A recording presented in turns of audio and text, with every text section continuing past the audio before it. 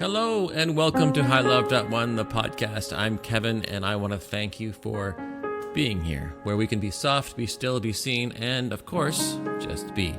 This is a space where story meets soul, where we come together to escape, well, not to escape reality, but to imagine and reimagine our relationship with it.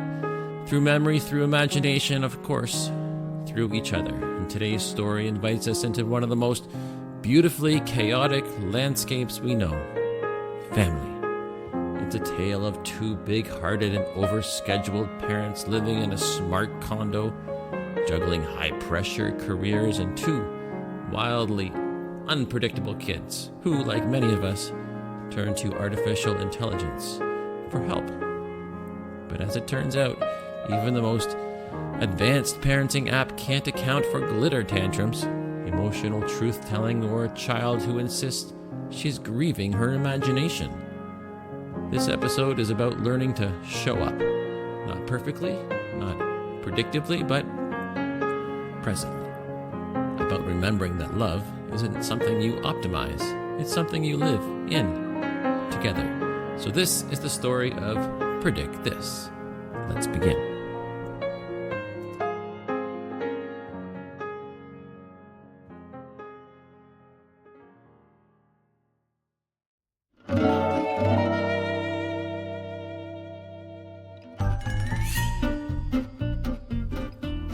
They lived on the 21st floor of a gleaming high-rise in downtown Toronto, where the sound of sirens blended with sleep machines, and the hallway always smells faintly of kale chips and new furniture.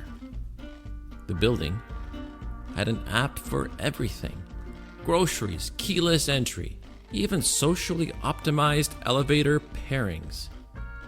But the one thing it couldn't do was make the mornings less chaotic. Vanessa, the mother, was the kind of person whose calendar had subcategories and color codes. She could build a litigation timeline while folding socks and returning 6 emails. She wore navy a lot and spoke with that calm, composed cadence that meant business or danger. David, the father, had a quiet, conspirational charm. He was a venture capitalist, the kind who liked to invest in ideas that hadn't fully formed yet. He collected obscure metaphors, worked too many hours, and kept a list of things that kids say that might be startup names in his notes app. And then there were the kids. Norma Lee was 7, tall for her age, wild-haired and almost operatically dramatic. She often wore a velvet cape and introduced herself like a character in a novel. Normally, like normally, but not. She spoke in questions more than statements and recently declared herself between belief systems. Justin Thyme, age 4, was the kind of child who could dismantle a remote using only optimism. He was gentle, often barefoot, and almost always late. To meals, to naps, to thoughts. David once said, "If time is a river, Justin's floating downstream on an inflatable donut, singing to a frog." They were bright and curious, and deeply unapologetically themselves. Like many parents trying to keep up, Vanessa and David downloaded Parent Sync AI, an app that promised to modernize emotional caregiving through data-driven guidance. Its tagline, "Because parenting is hard, but predictive modeling isn't." The interface was clean. The onboarding questionnaire took 40 minutes. Vanessa uploaded digital journals, meal plans, and school emails. David connected it to their smart home and asked it if it could also sort the recycling. The AI offered features like custom bedtime narratives based on mood tracking, conflict resolution with neural adaptive coaching. Daily affirmations for emotionally undernourished parents, and a beta feature called Soul Sync, which claimed to detect spiritual unrest via voice pitch. To their surprise, at first, it worked. One morning, Norma Lee descended the hallway in a witch hat and declared, "I'm grieving the death of my childhood imagination. I will not attend school unless I'm allowed to bring my telescope and a legal pad." Vanessa, mildly exasperated, opened ParentSync AI and selected supportive boundary plus intellectual validation. Use breakfast to redirect emotional logic. The AI replied, Try this. I love that your imagination is alive. Would you like eggs or French toast while we talk about it? Vanessa repeated it word for word. Norma blinked. French toast, she said. But triangles only. Squares are emotionally square. Score 1 for technology. Then came the preschool Dress as Your Future Day. Justin was meant to choose a career and come in costume. Vanessa suggested astronaut. David proposed Chief Wellness Officer. ParentSync AI analyzed toy usage, voice tone, and sibling contrast. Printed a label. Future Forest Witch. Justin wore a cape of tea towels and announced to the class, I control the clouds, I use celery. My wand is damp with justice. Vanessa made a note.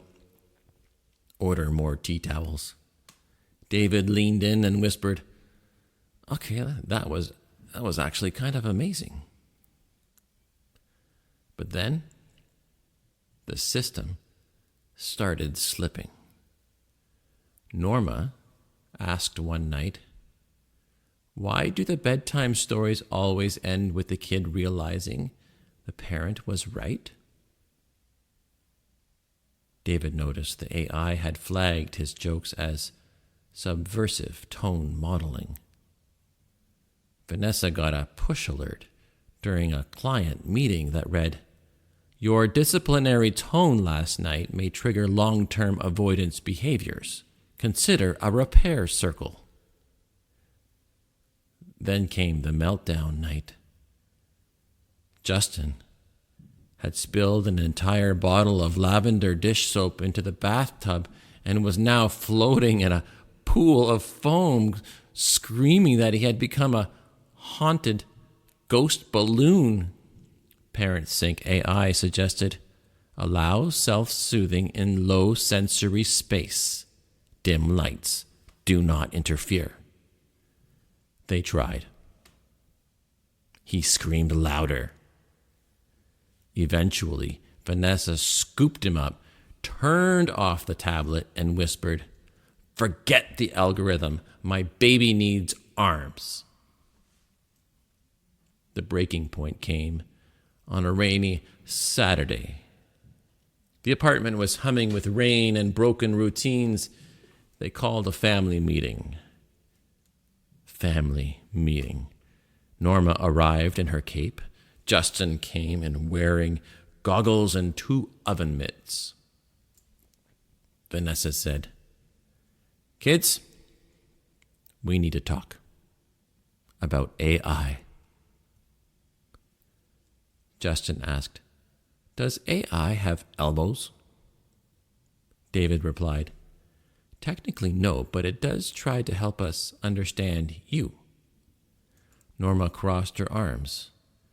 Is it spying on our souls? There was a pause. David cleared his throat. We're realizing maybe the app is trying to parent you by predicting you, but parenting isn't prediction, it's presence. Norma asked, So, you're deleting it? Vanessa smiled. We're repurposing it. To what? David. Vacation planning and grocery lists and maybe weird horoscopes. Norma nodded. Good, because no robot needs to know how to love us like you do. That night, they made up their own bedtime story. No prompts, no screens, just the four of them, cuddled together under the world's itchiest knit blanket, telling the tale of a quantum jelly bean who could only speak the truth when no one was listening. Justin fell asleep holding Vanessa's thumb. Norma whispered, AI is good at math, but bad at heart stuff. David kissed her forehead. So are we sometimes, but we're learning. Vanessa looked around at her tired, tangled, lovely family. Maybe that's the real app, she said. One that teaches us how to show up. Some families can't be optimized, and maybe they were never meant to be in the first place. This episode invites us to ask a few questions. What are we outsourcing in the name of efficiency, and what might we be missing? When was the last time you paused the script, the plan, the algorithm, the routine, and just showed up? Parenting, well, life is like that. Isn't something that you solve. It's something that you witness, you presence with patience and with our whole heart. So whether you're raising kids, caring for others, or simply learning how to be human in a hyper-optimized world, maybe this story reminds you of one small truth, that love doesn't need to be perfect. It just needs to be present.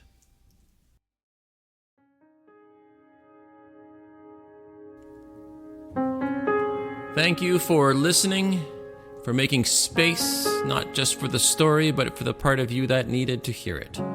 We live in a world that's always trying to optimize us, but sometimes the most radical thing that you can do is simply show up, imperfect, unplugged, and fully human. In this episode, if it made you laugh, remember, or soften in any way, I hope you'll carry that feeling with you. You can find more stories, reflections, and quiet reminders at highlove.one and follow along on Instagram, YouTube, anywhere else there's social media, highlove.one. And if you want to keep journaling with us, I'd love if you subscribed. New episodes drop monthly. And my name is Kevin. This is highlove.one, the podcast. Until next time.